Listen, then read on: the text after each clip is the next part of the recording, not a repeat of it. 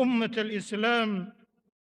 وليست الشهرة مرادة في ذاتها، وإنما المراد أن يراك الله حيث أمرك وأن يفقدك حيث نهاك. تلكم هي المسؤولية الحقة التي تستشعر خشية الله ومراقبته مع كل قبسة قلم وهمسة فم وإعداد معلومة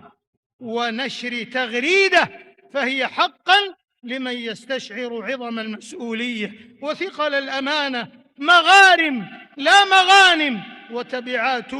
تستوجب صادق الدعوات وإنكار الذات، كما كان هدي سلفنا الصالح رحمهم الله. أيها المسلمون، وعلى إثر هذه الغوائل السلوكية والجنوحات المأزومة الفكرية لفئام ممن تلبسوا بالشهرة والظهور الدائم وانتشر أمرهم بين الأنام، لزم الأمة ساستها وعلماءها ودعاتها ونخب الفكر والثقافة والإعلام وكذا النصفة في العالمين بشتى الوسائل والقنوات التوارد على التحذير من هذا الأمر العظيم الذي زاد المرارة على الواقع والخرق على الراقع، بل وسن الأنظمة الحازمة ووضع الجزاءات الرادعة والحوكمة العادلة ومواثيق الشرف الملزمة